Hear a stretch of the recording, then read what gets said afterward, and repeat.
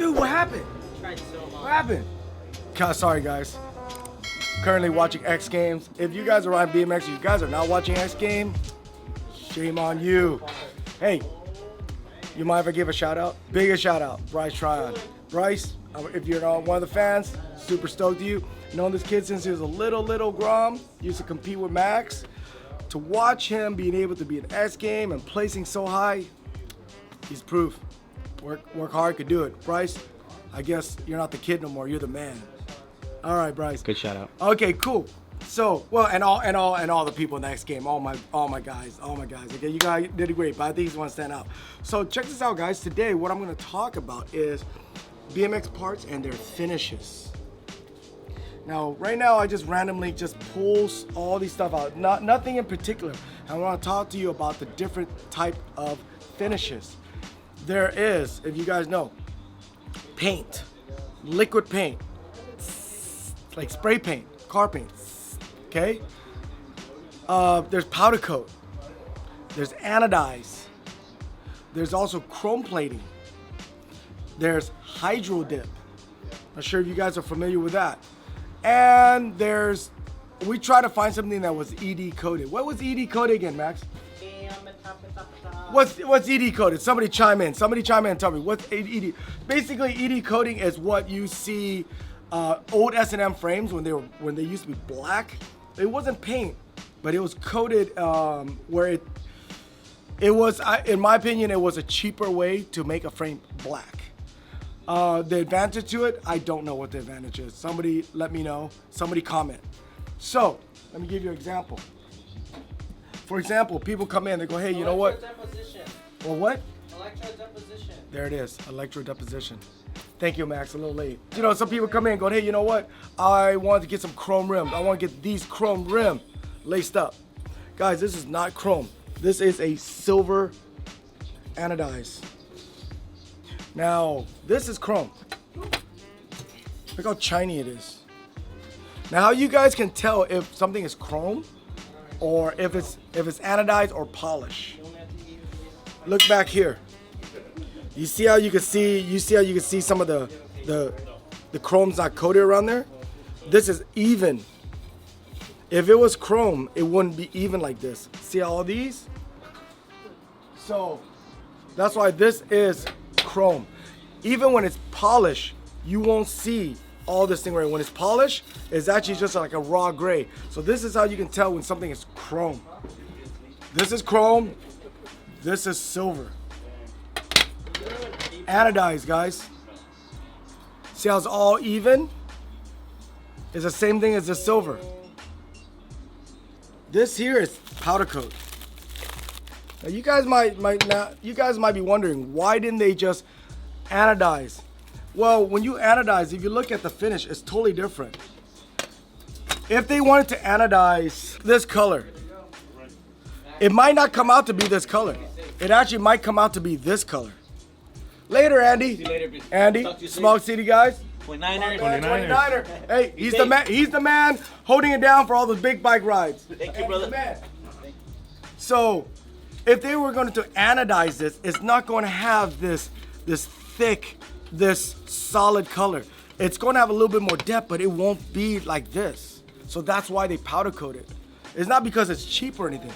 You get totally two different things. Now this, look at this, guys. This is the Colony Leopard print. This is actually hydro dip. What is hydro dip? YouTube it. A film that you put in the bathtub and you drop the product on. I don't have time to explain it. Search on it, YouTube. I mean, maybe you could show a short clip, okay? But this is hydro dip. It is when they have a graphic printed on a piece of paper or whatever kind of material. They put it into water and they spray some weird solution on it. That solution is gonna melt the media that the ink is sitting on, and when something touches it, it clings to it. And it does that. How do I know this is hydro dip? Because if this is anodized, it would go all the way in. See how it's not? Just like this. So this is hydro dip. Now, some of you guys might recognize this. This is neochrome. Jet fuel. Trippy Dip, you know, Harry Main's Blood, you know, whatever you guys want to call it. Technically, guys, this is chrome. This is the same thing as this. But during the chroming process, again, you guys want to find a more in-depth, YouTube it up. Chroming process is when they hook electricity to this, like a negative and positive. They dip it in a solution. Inside solution, there's little molecule. Some of you guys are like, dude, the guy, food, shut up. You're killing it. Hey, I'm not chromer. I'm just telling you what I know. Okay? So when they electrify this and they make the chrome particle stick, you get the chrome. The longer they keep it in there, the thicker the chrome is. From what I was told, this is the same process except different electro currents. So it's like an art. That's why certain one you could see it comes out a little bit better than others because of who's doing the process. It's like an artist, how they have different ways of painting things. So this is actually not paint. This is not anodized. It is a chrome. Fork, this is basically just powder coated. Clear coat. What clear coat is, what raw coat is, it is powder coat that has not have any pigment in it. It's just, it hasn't been tinted. There's nothing in it. It's just raw clear coat. Now, what's the advantage of each? Oh, before I forget, I had the stem here. Look, one thing I want to point out. White, if you see something that's white, it's most likely powder coated or paint, not anodized. As far as I know, there's no such thing as white anodized.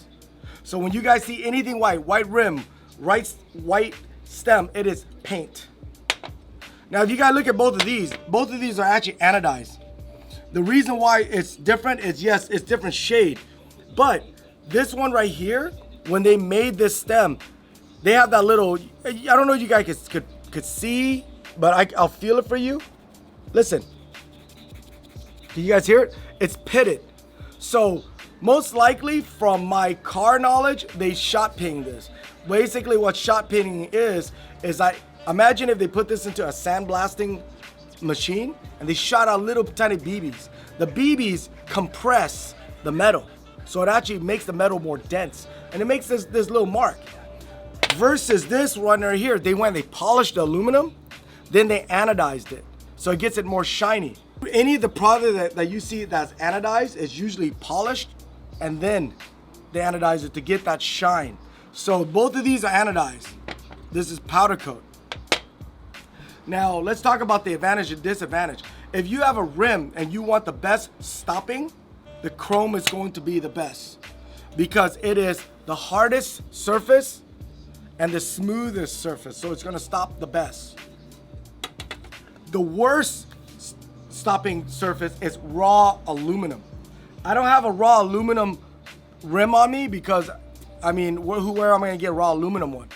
But the reason why I said the raw aluminum stops the worst is because if you ever got any raw aluminum, rub on it. Sit there and rub on it, okay? Don't get too excited, okay? Just rub on it and think about the science project. Don't get too excited rubbing on it, okay, guys? You're gonna notice your finger is gonna get gray. That's the aluminum rubbing off of it because it's so porous, it's so raw. So when you're breaking on it, the pad is rubbing on raw aluminum. It's just gonna get coated with dust. It's not gonna stop that good. The second finish that's not gonna stop good is going to be powder coat. Because the powder coat itself, it's paint, but it's not paint. So if I went inside and I took something and I sand this, you're gonna see it's hardened powder. If I have to choose which one's gonna stop better, you guys can probably flip out, but I believe painted rims are going to stop better than the powder coat rim. That's just my opinion, guys. And then of course the anodized is gonna stop almost as good as the chrome. As for the fork, the frame, the bar, is the chrome better than paint? If you want to get technical, it is a metal layer, another thin metal layer around the product. So I would say, yeah, it helps a little, but hardly noticeable. Other than that, it's just a finish. The chrome is going to be a lot less scratch resistant than the paint or the raw. Other than that, it's all purely aesthetic. The finish all matters on the rim. Here's a fun fact for you guys. Believe it or not, a lot of the frames you see, besides the S&M one, all the old school stuff you see, those are all painted. They're not powder coat. All those old school GT frames, the Haro frame, the PK, those are all either anodized, the PK Ripper, or it's painted. The SEs, they're all painted, like the one you see now. I believe Colts, the Stranger, all those are all painted. And now you might go, well, how do you know? You know, you're speaking out your ass, foo. Well, this is the thing. I don't have anything, none of these bars. For example, if you look at the welds, you could see the bead on the welds. They're very thick, they're very filled in. Whereas you look at this bar right here, it's not very filled in. You see the dimes is shown, and you look at the knurling. It's not filled up. If you look at the S&M one right here, this one right here, this is not powder coated. I could be wrong, guys. Somebody chime in, but from what my knowledge is, any of the one that you see that's powder coated, you always see it raw right here. They tape it off because the powder coat is so thick, it'll fill these in. Also, the other reason is because you look at some of the frames and you see the serial number. If they powder coat it, if any of you guys have ever powder coat your frame, the serial number is going to be filled in, and you can hardly see that number. Even if they sprayed it lightly, it's still going to show. So it's actually paint. That's just a little fun knowledge for you guys. The other thing is stem like this. This is not chrome, guys. This is polish. My opinion, from my experience, you cannot chrome stems. I know there's a couple companies out there that chrome it. The reason why, because once they chrome it and you tighten this, what's going to happen? The metal is going to flex. And when the metal flex, the chroming, it's a hard shell. The chrome doesn't flex, guys. It's going to crack. It's going to crack and chip off. Same thing with the cap. Believe it or not, when you guys tighten this, it actually bows it down after time. And when it does, you're going to start seeing the chrome chips. I know some of you guys have done that before. You guys brought in, and you guys brought me a beautiful chrome plated stem that's just been done. And as soon as we tighten it, you start seeing crack, crack, crack. Or you guys have cracked it yourself. So a lot of these you see, they're polished. They're not chrome. If you guys are gonna go out and get stem chrome or C-clamp chrome, be very careful. It will crack. If there's any other finish that I've missed that you guys could think about, comment in, because I know a lot of other people watching it, they also read the comments, they could learn a thing or two. So that's it for today. Real quick review on finishes on bicycle parts. Got a couple things I'm doing. I'm still working on that 87 GT Performer. Me and Alf, we're working on how to whiten the OGK mags. We're having a hard time figuring out the chemicals and all that and make it, but it's gonna be a real good video on how to restore old school mags to its brilliant white. So pay attention, you guys subscribe, like, comment, and I'll see you next time. Maybe go watch X Game. Cheer for your favorite.